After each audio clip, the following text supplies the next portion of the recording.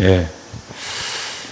예, 오늘 저녁에 또 이어서 계시록을 좀 여러분과 공부를 하고자 합니다. 요한계시록은 22장밖에 안 되는 성경인데요. 제가 몇 번 얘기했지만은 이해하기가 참 어려운 성경입니다. 참 어려워요.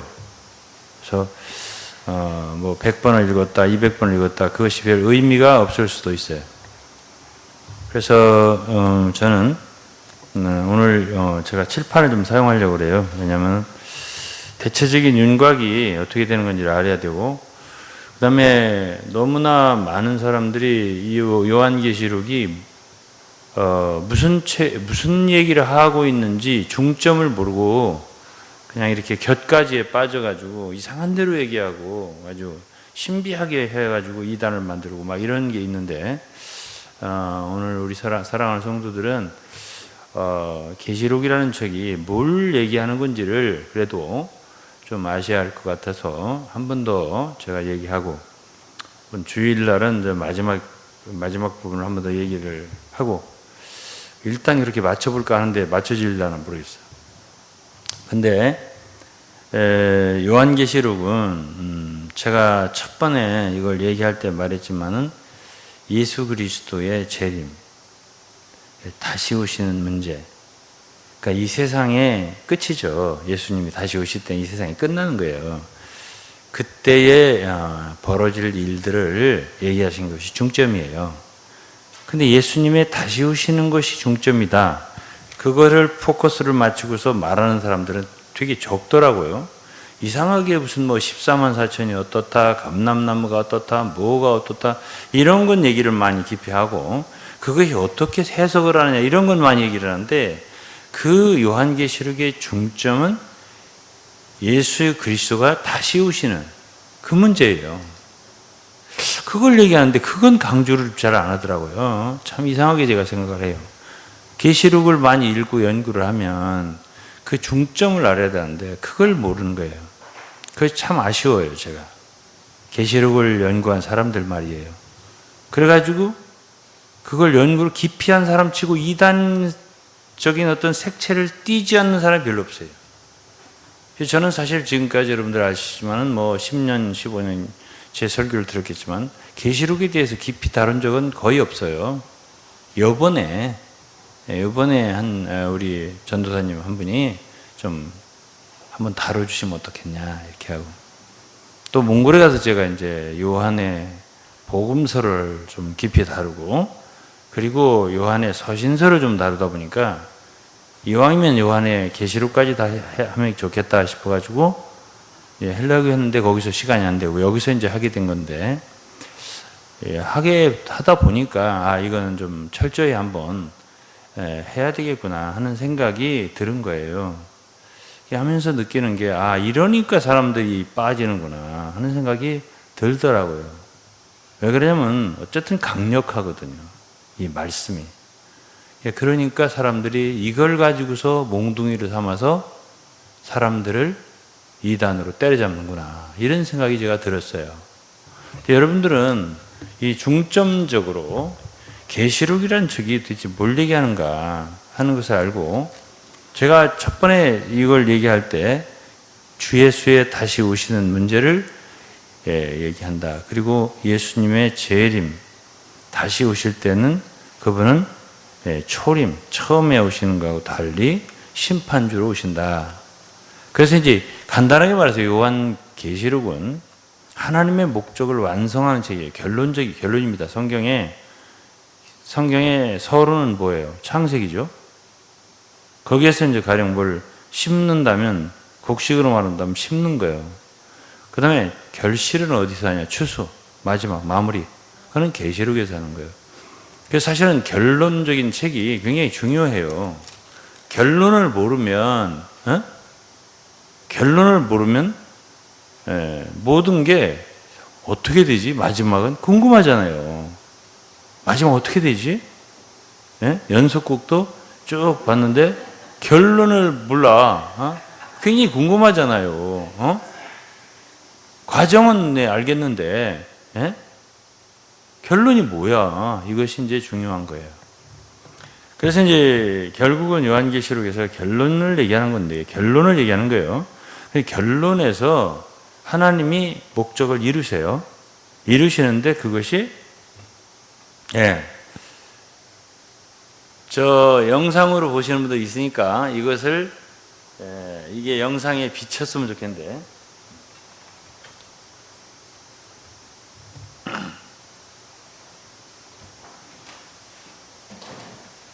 그래서 이제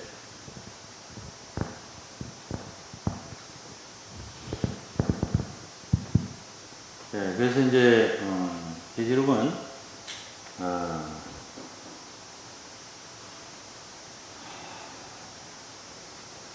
1장, 2장, 3장은 1장, 2장, 3장은 어쨌든 교회에 대해서 한 거예요. 교회에 대해서 예수 그리스도의 승천하신 참 다시 오실 심판주로서의 모습, 엄미한 모습 1장, 그리고 2장, 3장은 아시아에 당시에 있었던 일곱 교회를 가지고 예언을 하신 거죠. 그리고 4장에서는 하늘로 요한을 이끌어서 보호자의 광경 보여주시고,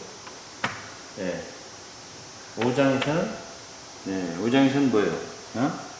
5장에서는 책을, 보호자에 앉으신 분이 책을 어린 양에게 넘겨주십니다. 그 다음에 6장은 그 책이 일곱 인으로 봉인이 된 거예요. 그리고 7인을 떼는 거예요, 6장에서. 자, 그러면 요한계시록에는 7인이 나온다고요? 그쵸? 7인은 1, 2, 3, 4, 4인이 말이에요. 말.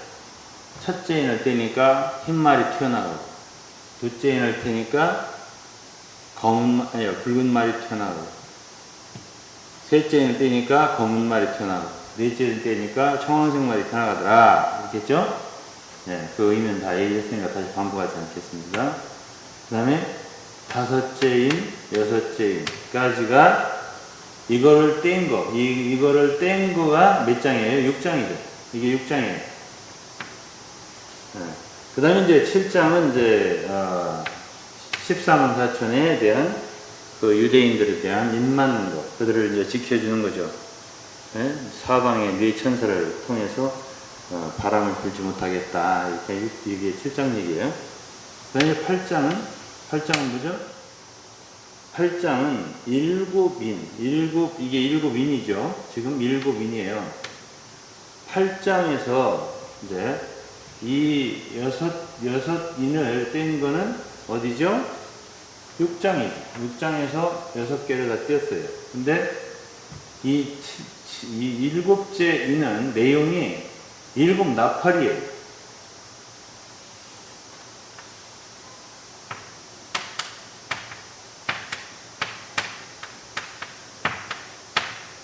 이렇게. 이것이 7인이에요. 인. 요거는 나팔이에요. 그렇죠? 그래서 그러면 요거는 이 첫째부터 넷째는 하나로 묶어야 돼요. 왜냐면 말 4마리니까. 다섯째는 순교자들 기도. 여섯째는 초자연적인 하나의 어떤 하나의 그 재앙의 시초, 전주곡이라고 할 수 있어요. 이것이 여섯째고요. 일곱째 인을 떼니까 7 나팔 부는 천사가 나팔 불기를 예비하다. 그래서 이것은 어디에서? 8장에서 있는 내용이에요. 8장에서 어디까지?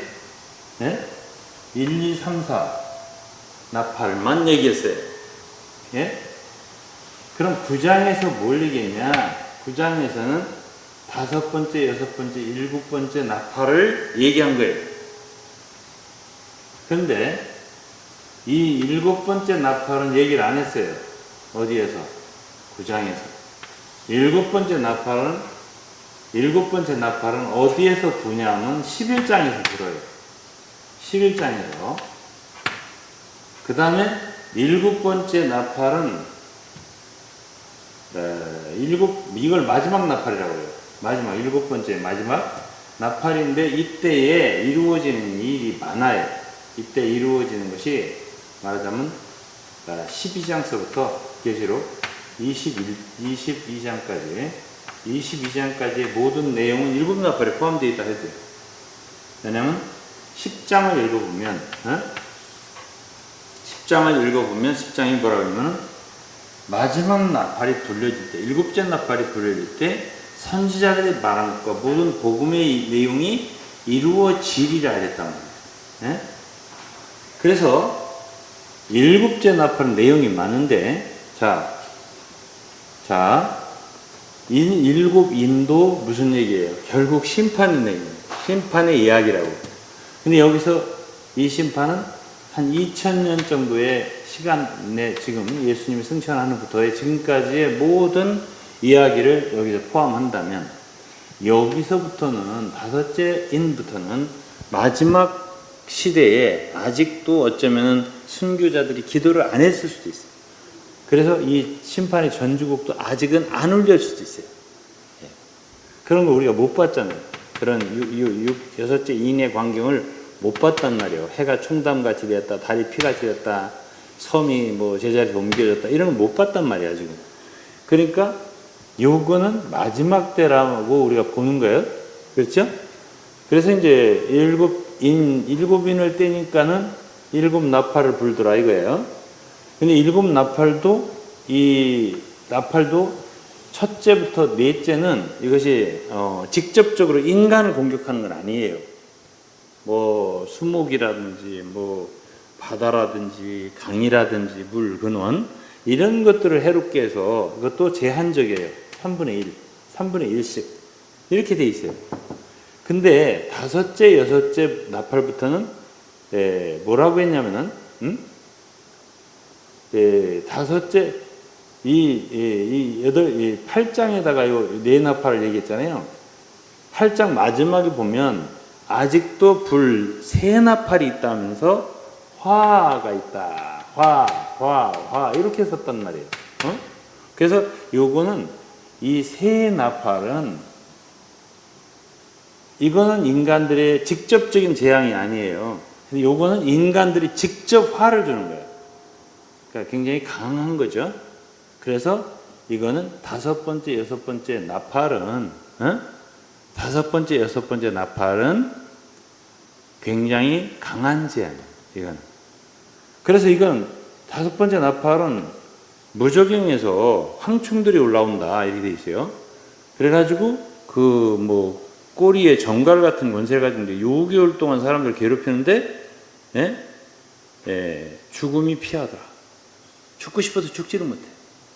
완전히 사람들을 괴롭게 하는 거예요. 쏘는데 그 꼬리를 쏘는데 그 속에 무슨 액체가 들어있는지 하여튼 쐈다면 엄청 괴롭더라. 죽고 싶을 정도로.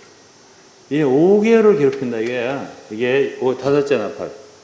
그때 적그리스도가 나타나는 걸로 돼 있어요. 그러니까 사실은 대환란이 언제부터냐 하면은 다섯째 나팔부터라고 해도 돼요. 그러니까 다섯째 나팔, 여섯째 나팔, 일곱째 나팔 이렇게 여러분들이 그게 바로 대환란인데 대환란의 개월수가 11장을 읽어보면 42개월이에요. 또 12장을 읽으면 한 때와 두 때와 반 때 1년, 2년 반. 그래서 3년 반이에요. 그리고 날수로 따지면 1260일이에요. 이것이 요한계시록에 지속적으로 나와요. 그러니까 요한계시록에서는 뭘 얘기한다는 얘기예요?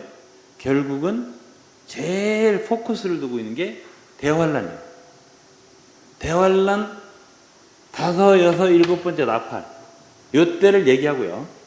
예수님이 언제 재림한다라고 보냐라고 하면 바로 이 대환란을 즈음해서 오신다라고 보는 거예요. 왜 그러냐?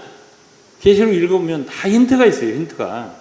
자, 한두 군데만 제가 보여드릴게요. 자, 1장에는 예수 그리스도에 대해 하나님에 대해서 뭐라고 하냐면 8절에 1장 8절에는 하나님이라서 주 하나님이라서 나는 알파와 오메가라. 이제도 있고 전에도 있었고 장차 올 자요. 그죠? 장자. 이제도 있고 이제도 계시고 전에도 계셨고 장차 올 자요. 그렇죠? 예. 이렇게 얘기를 했어요. 그런데 이제 마지막 나팔, 일곱째 나팔 있죠? 예? 일곱째 천사가 나팔을 불 때, 그때는 뭐라 하냐면은 11장 15절이에요. 15절에 보면 17절에 감사하옵나니, 17절에 보세요. 11장 17절 감사하옵나니 옛적도 계시고 시방도 계신, 그죠? 옛적도 계시고 시방도 계시다, 이렇게 하고, 그리고 15절에 보면 일곱째 천사가 나팔을 불매 하늘에 큰 음성이 났는데 세상 나라가 우리 주와 그 그리스도의 나라가 되어 세세토록 그가 왕노릇 하시리로다. 아직은 이 세상 나라가 그리스도의 나라가 돼서 왕노릇 한다라고 한 건 아니에요. 하실 것이다. He will reign forever. 그러니까 다스림이 시작되는데 어디서부터냐면은, 이거는 제가 볼 때는 하늘로부터 시작되는 거예요. 하늘로부터. 왜 그러냐면 12장 10절에 보면, 다음 장, 내가 또 들으니 하늘에 큰 음성이 있어 가로되 이제 우리 하나님의 구원과 능력과 나라와 또 그리스도의 권세가 이루었으니, 하늘에서 음성이죠. 아직 지상에는 이제 마귀가, 아래에 보면 13절에 용이 땅으로 내쫓겼다고 했고요. 17절에 용이 여자에게 분노하여 돌아갔다고 했고, 아직은 땅에서 마귀가 역사를 하는 거죠. 그래서 예수 그리스도의 재림이 그냥 보좌에서 한순간에 내려오시는 게 아니에요.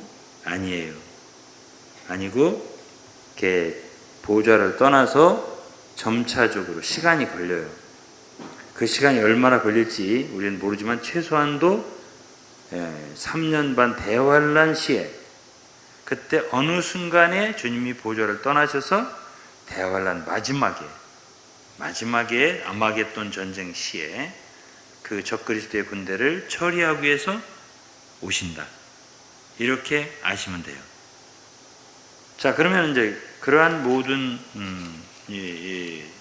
보면 아까도 제가 했지만은 예수님의 재림에 대해서 11장 17절에는 장차 올 자가 없어요. 장차 올 자라는 말을 안 했어요. 옛적에도 계셨고 시방도 계신, 이렇게 표현했단 말이에요. 그리고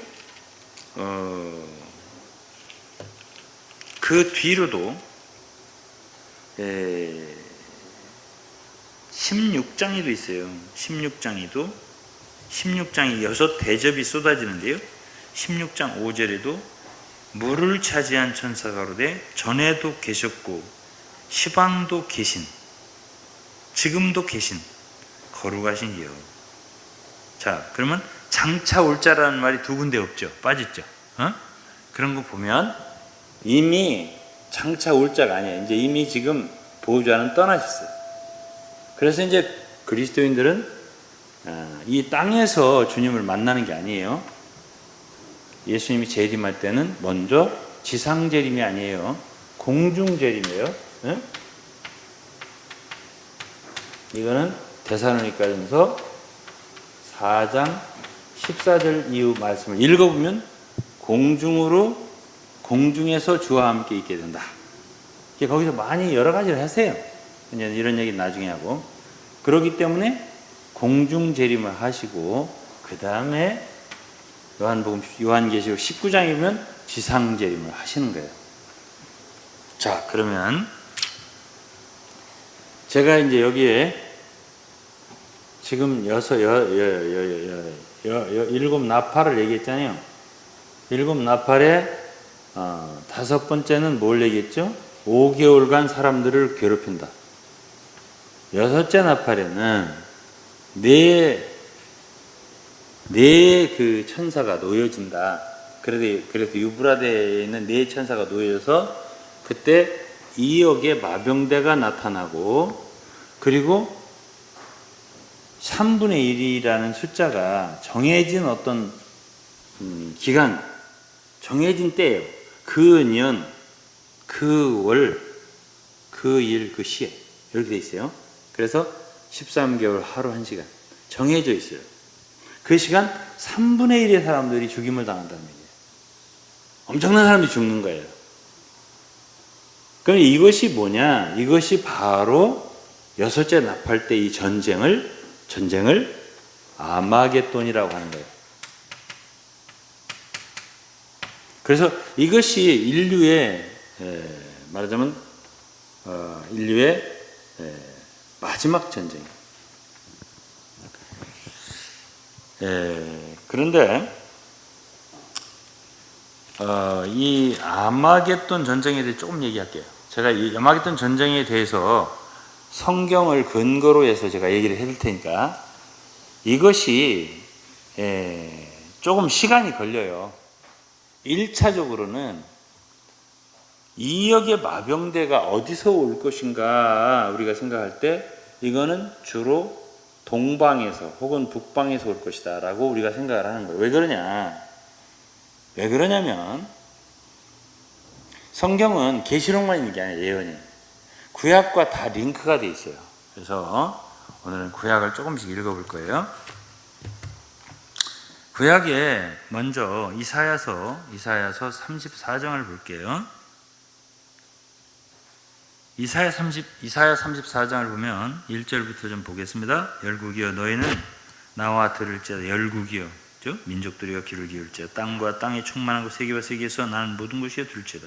대 여호와께서 만국을 향하여 진노하시며, 이 진노라는 것이 결국 하나님의 마지막 심판, 그들이 만국을 향하여 분내사 그들을 진멸하시며 살육해 하셨은즉 그 살육당한 자는 내어 던짐받으며 그 사체의 악취가 솟아오르고 그 피의 산들이 녹을 것이며, 하늘의 만상이 사라지고 하늘들이 두루마리같이 말리되 그 만상이 쇠잔함이 포도나무 잎이 마름 같고 무화과 나무 잎이 마름 같으리라.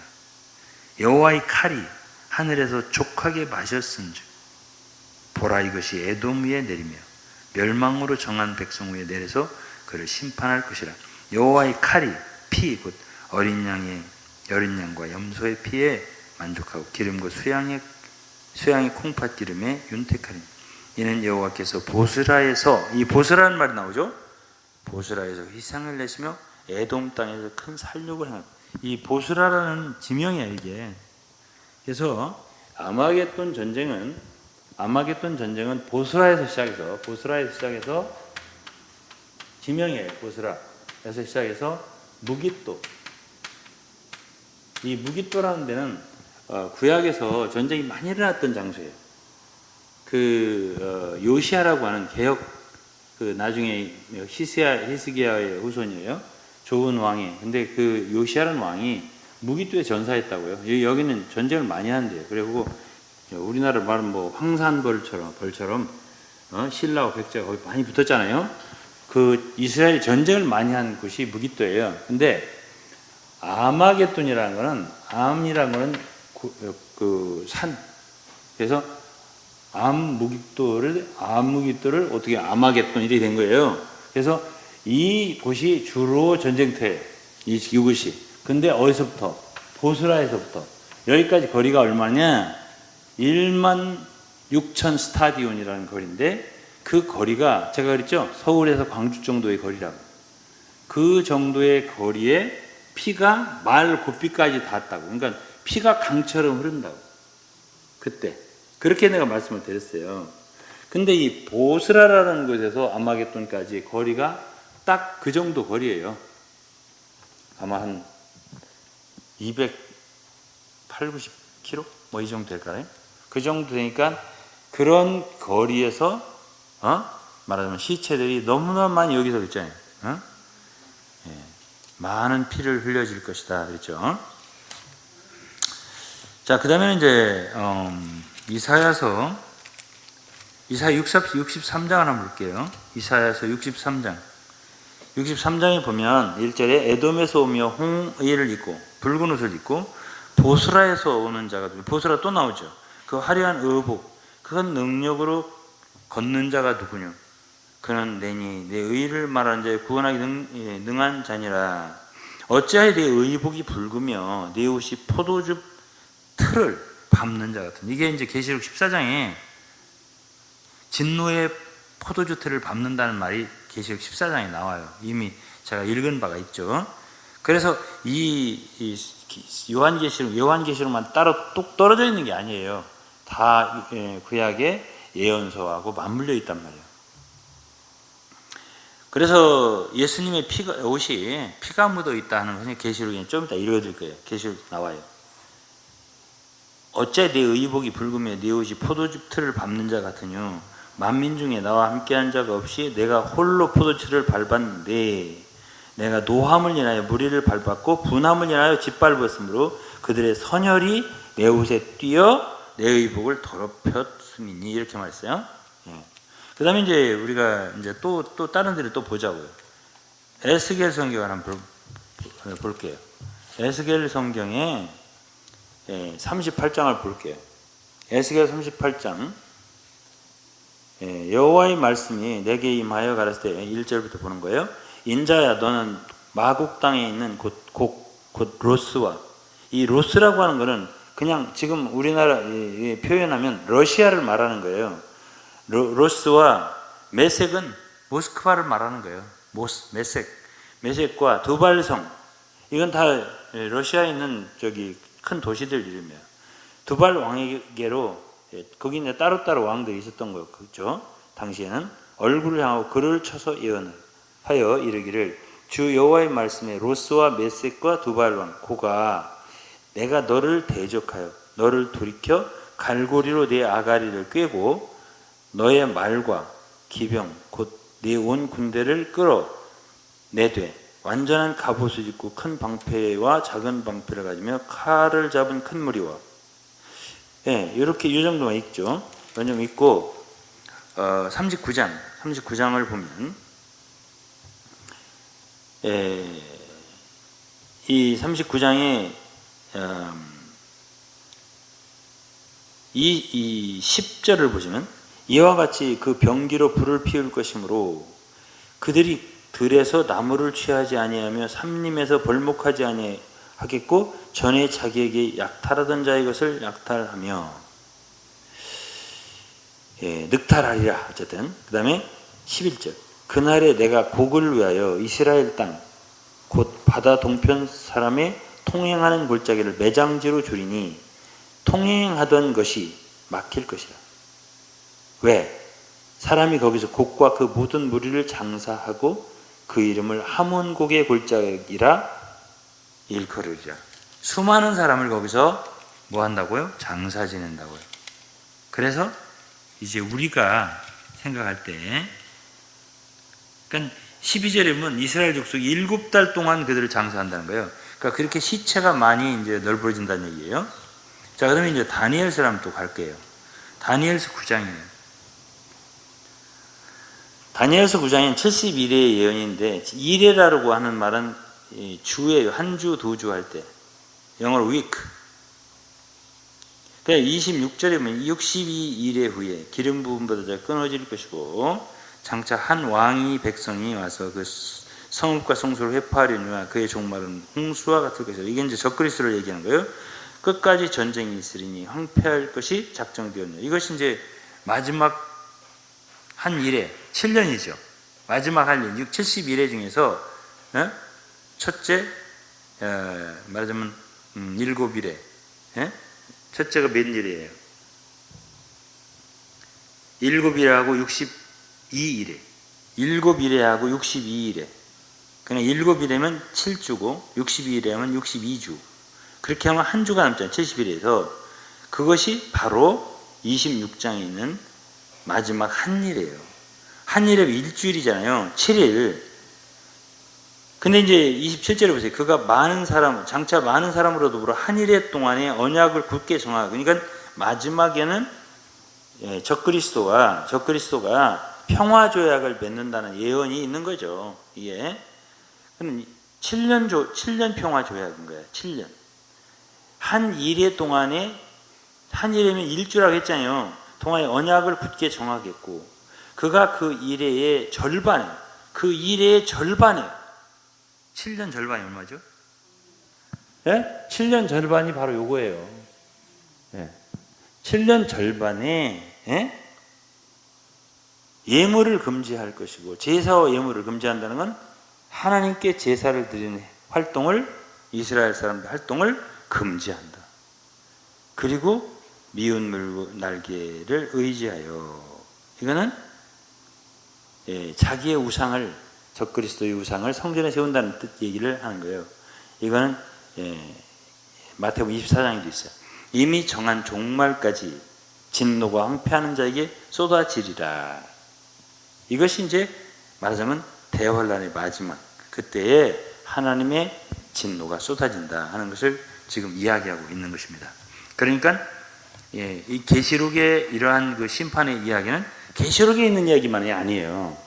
그래서 이제 여섯째 납할 때는 2억의 마병대, 이것이 주로 어디서 올 것인가 라고 우리가 생각할 때 많은 학자들은 아마 러시아일 거다, 이렇게 생각을 하고, 북방에서, 동방에서는 중국일 것이다, 또 일본일 것이다, 뭐 이런 식으로 사람들이 생각을 해요.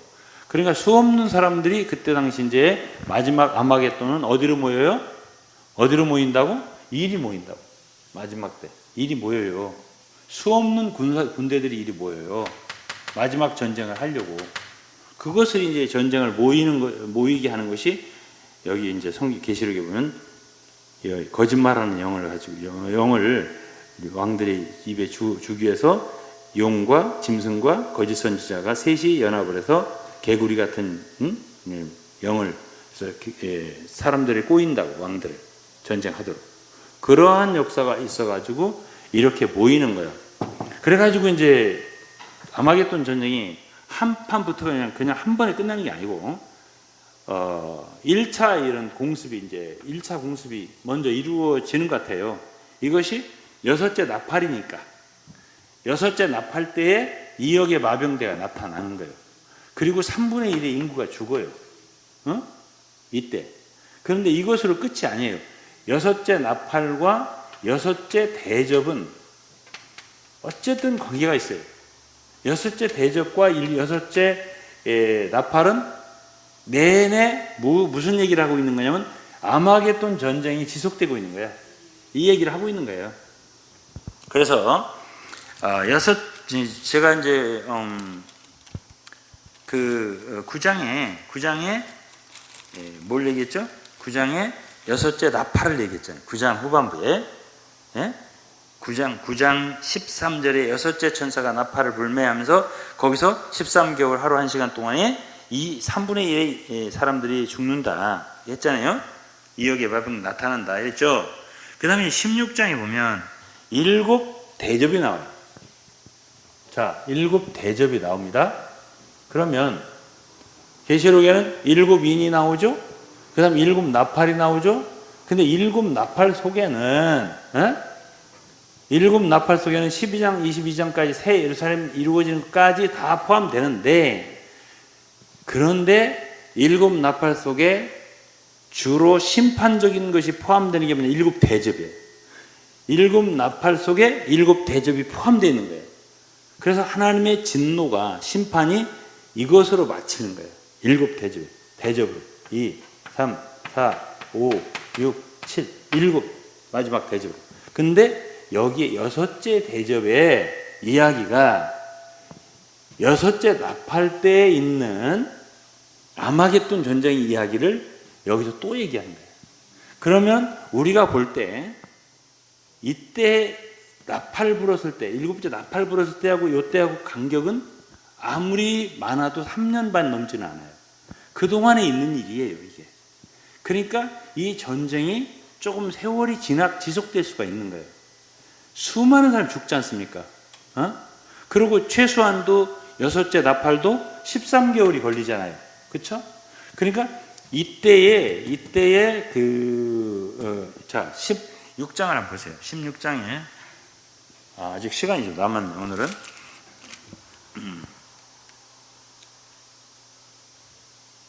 자 12절에 보세요. 16장 12절에 보면 여섯째가 그 대접을 큰 강 유브라데에 쏟음에 그랬죠. 예? 자 제가 다시 한번 9장을 넘어가서 9장 넘어가요. 14절에 보면 9장 14절에 보면 나팔 같은 여섯째 천사에게 말하기를 큰 강 유브라데에 결박한 네 천사를 풀어주라. 유브라데가 나오죠. 그리고 여기서 네 천사가 놓여 나오는데 구약을 아까 읽어보면 뭐 메색이다, 로스다, 뭐 고기다, 마국이다 이런 게 그것이 네 천사가 어쩌면 네 왕을 가리킬 수도 있어요. 그런 네 그 죽이는 군대, 이렇게 우리가 해석할 수도 있고 그것이 여섯째 나팔일 수가 있는 거예요. 그때 아마겟돈이 그때 시작되는데 그때 수없는 사람들이 죽게 되는데 결정적으로 그때는 누가 승리하느냐? 누가 승리하느냐? 그때는 적그리스도가 승리해요. 이때는 그러면 이 사람들이 적그리스도 아니에요. 이 사람들은 적그리스도하고 이 군대하고 붙어요. 우리가 그렇게 봐야 돼요.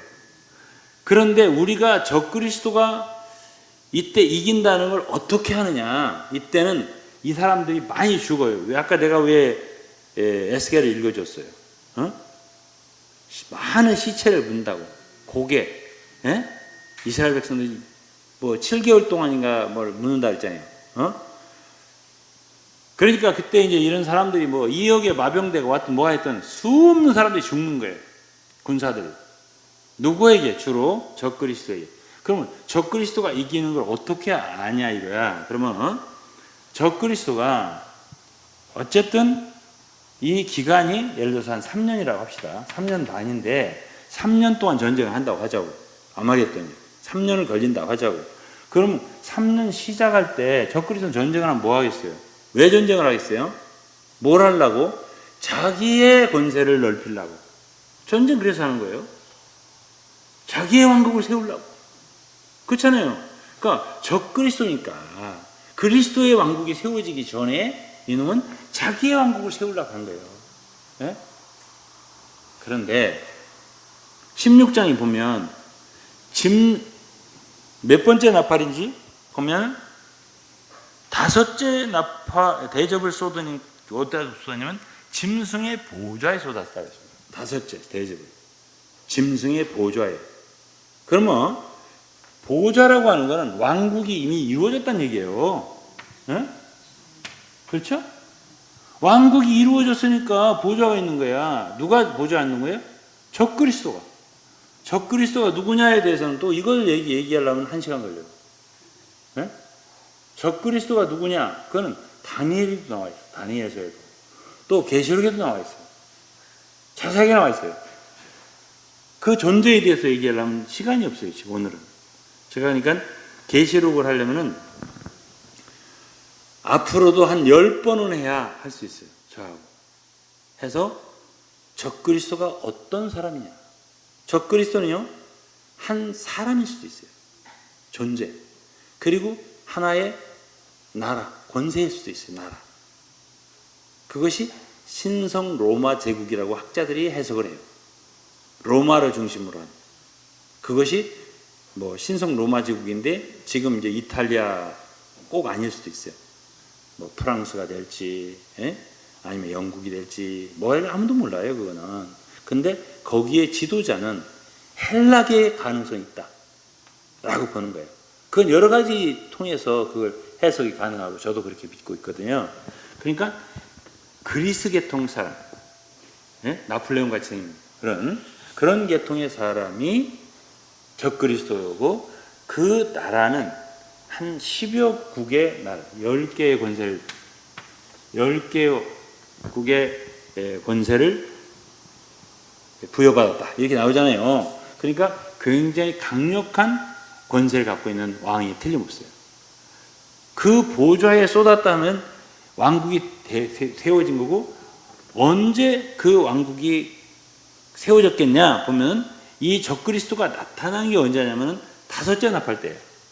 다섯째 나팔 때 나타난 거라고 봐야 돼요. 예. 무저갱에서 나왔다 이렇게 되거든요. 황충들과 함께 다섯째 나팔을 읽어보시면 그래요.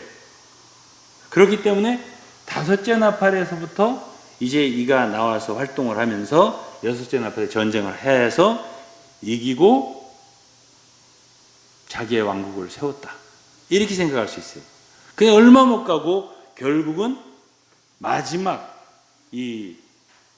언제죠? 여섯째 대접. 그러니까 일곱째 나팔은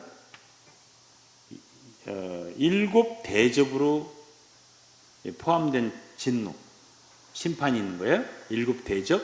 근데 여섯째 대접이 아마겟돈이, 그게 이제 16장에 보면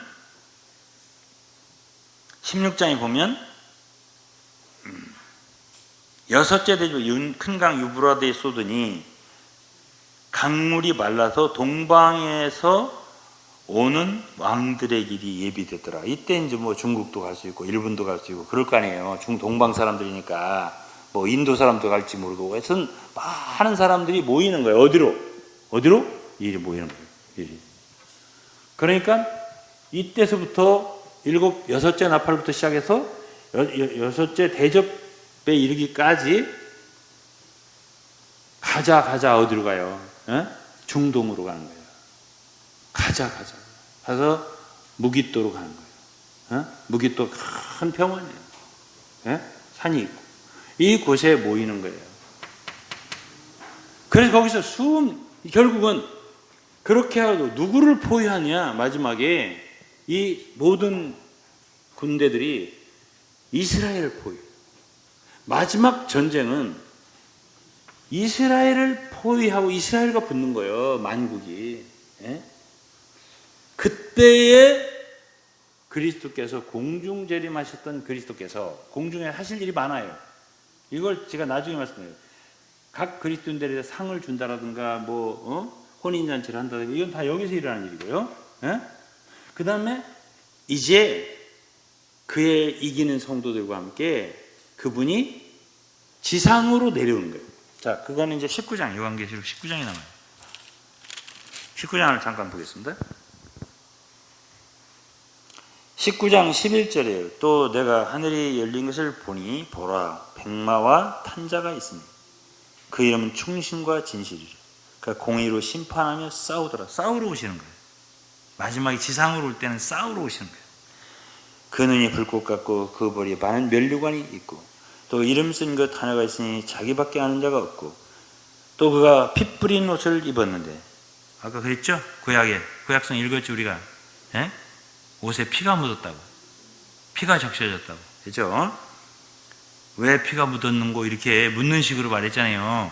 여기에 피가 묻은 피 뿌린 옷을 입은데 그 이름은 하나님의 말씀이라 칭하되, 이게 그리스도죠. 하나님 말씀은 그리스도예요. 14절 하늘에 있는 군대들이 희고 깨끗한 세마포를 입고, 하늘에 있는 군대들이 이게 누구예요? 이게 바로 신부예요. 그리스도의 신부. 어디에 나와요? 앞에 나오죠. 6절부터 7절 쭉 나오죠. 8절 어린 양의 혼인계약이 이르렀고 그 아내가 예비되었는데 깨끗한 세마포를 입었다 했잖아요. 이 세마포는 성도의 옳은 행실이다. 이 혼인잔치가 공중에서 일어나는 거예요. 공중에서 일어나죠. 그 다음에 이제 그 시점에서 모든 세계 열왕들이 군대가 어디로 모였어요? 이쪽으로 모여서 예루살렘을, 이스라엘을 둘러싸고 멸망시키려고 전쟁을 붙었는데 이때는 적그리스도가 어떻게 돼요? 적그리스도와 그 모든 군대가 완전히 몰살당한다고. 여기서 그때 피가 얼마나 많은 인구가 죽는 구간이 보스라에서 무기토까지 16,000 스타디움 거리가 딱 맞대요. 이게 보스라에서 무기토까지 거기에 말 고삐까지 피가 강처럼 흐르더라. 이것이 인류의 마지막이에요. 마지막 전쟁이에요. 그때 그리스도가 오시고요. 그리고 그리스도께서 이 땅에 그분의 왕국을 세우고 그분의 성도들과 함께 온 열국을 다스린다. 이것이 바로 아마겟돈 전쟁이에요.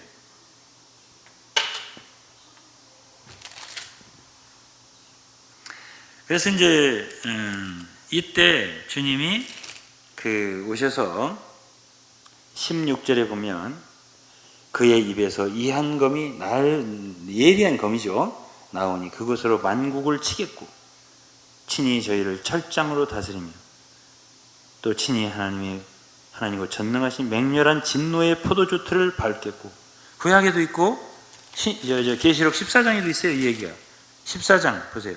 계시록 14장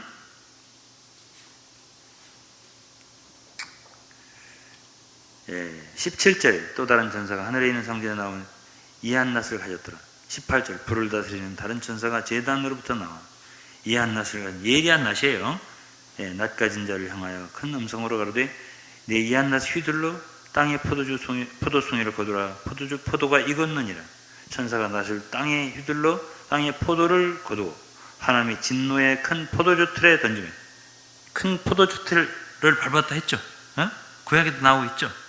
이 포도주 틀에 던짐에 성 밖에서 그 틀이 밟히니 포도주 틀 밟히니 틀에서 피가 나서 말굴레까지 말굴레까지 닿았고 1600스타디온에 퍼졌더라. 이게 바로 여기의 이야기나 그리고 그 다음 장 16장의 이야기 16장 여섯째 대접이 쏟아지는 게 나와요. 여섯째 대접이 쏟아지는 게 말하자면 12절 16장 12절에 나오죠. 16장 12절에 여섯째가 대접을 큰 강 유브라데에 쏟음에 동방의 왕들이 온다 그랬죠. 그러면서 개구리 같은 새 더러운 영이 용의 입, 용은 누구죠? 사탄. 짐승은 누구죠? 적그리스도. 입과 거짓 선지자 입에 나오니 저희는 귀신의 영이라 이적을 행하여 온 천하 임금들에게 가서 하나님의 전능하신 이의 큰 날에 전쟁을 위하여 그들을 모으더라. 그러니까 그때는 마귀가 총동원해서 역사를 해서 많은 나라의 왕들을 다 모으는 거예요. 그러면 이제 다 그때가 되면 언제요? 주님이 곧 다시 오시는 거죠. 지상재림하는 거 아니겠어요? 그렇죠? 그러니까 여기에 이제 한번 주의와 경고의 말씀을 주시는 게 15절이에요. 보라 내가 도적같이 오리니 누구든지 깨어 자기 옷을 지켜 벌거벗고 다니지 아니하여 벌거벗고 다니지 마라 이거야. 자기의 부끄러움을 보이지 않은 자가 복이 있도다. 그러면서 새 영이 히브리음으로 아마겟돈이라 하는 곳으로 왕들을 모으더라 그랬죠? 그러니까 이 왕들을 이리 다 모으는 거야. 이리 다 모으는 거야. 그래서 진노의 하나님의 포도주 틀을 여기서 밟는 거예요. 그리고 그 피가 수없이 흐르는 그런 광경이 아마겟돈 전쟁의 마지막이에요. 이때는 적그리스도가 완전히 잡히죠. 그래서 19장 다시 돌아가서 보고 19장에 보이면 17절이요. 또 내가 보니 한 천사가 해에 서서 공중에 나는 모든 새를 향하여 큰 음성으로 외쳐 가로되 와서 하나님의 큰 잔치에 모여 왕들의 고기와 장군들의 고기와 장사들의 고기와 말들과 그 탄자들의 고기와 자유하는 자들이나 종들이나 물은 대수하고 모든 자의 고기를 먹으라 하더라. 뭐 이건 이제 마태복음에도 나오는 얘기예요. 시체가 있는 곳에는 까마귀들이 모일지니라. 이게 이제 말하자면 새들의 잔치예요. 새들의 잔치. 그것이 마지막 말하자면 주님이 재림시에 있을 일이고 너무너무 많은 시체가 있으니까요. 까마귀들이 다 모이더라는 얘기예요. 그래야 뭐 잔치를 벌리더라는 얘기죠. 그래가지고 19절에 보면 또 내가 보면 짐승 누구죠? 적그리스도. 땅의 임금들과 그 군대들이 모여 그 말탄 자와 그 군대를 더불어 전쟁을 일으키다가 덤벼요. 겁도 없이. 누구한테? 그리스도와 그 이기는 자들에게 덤비는 거죠. 그래서 전쟁하다가 20절에 짐승이 여기서 잡히는 거야. 여기서 적그리스도는 체포를 당하고 잡히고, 이적을 행하던 자 거짓 선지자도 함께 잡혔으니 이는 짐승의 표를 받고 우상에게 경배하던 자들을 이적으로 미혹하던 자라. 이들이, 이 둘이, 이 짐승 적그리스도와 거짓 선지자, 그걸 유다라고, 가룟 유다가 그 영을 갖고 온 존재다, 이렇게 해석을 하는 사람들 많아요. 그리고 이제 그 짐승은, 그 적그리스도는 네로의 그 영혼이 돌아와서 그 여덟 번째의 로마 제국의 황제, 그가 죽었다가 다시 살아날 때 그 영과 연합했다, 이렇게 해석을 하는 학자들이 많이 있어요.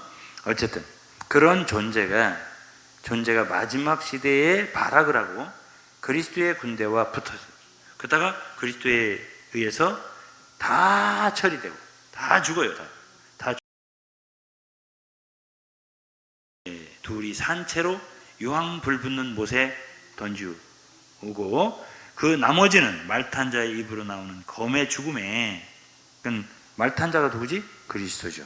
그의 입에 나오는 검으로, 말씀의 검으로 죽으니 모든 새가 그 고기로 배불리우더라 그랬습니다. 자, 오늘은 아마겟돈 전쟁편을 하고 다음에 또 얘기를 해드릴게요. 오늘은 여기까지 하겠습니다. 기도하겠습니다.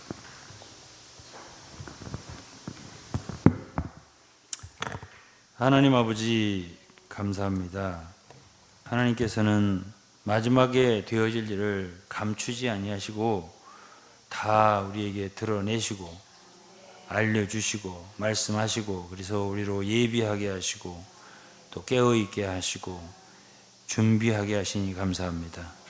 아버지 하나님, 우리에게 이 귀한 말씀들을 더 보여주셔서 마지막 장래 되어질 일이 과연 어떤 일들인지를 분명히 말씀을 통해 보지 않은 것처럼 멍멍하게 생활하지 않고, 주님 분명히 요한 사도에게 보여주신 것을 우리도 분명히 본 자들처럼 그렇게 해서 깨어 생활할 수 있게 도와주시옵소서.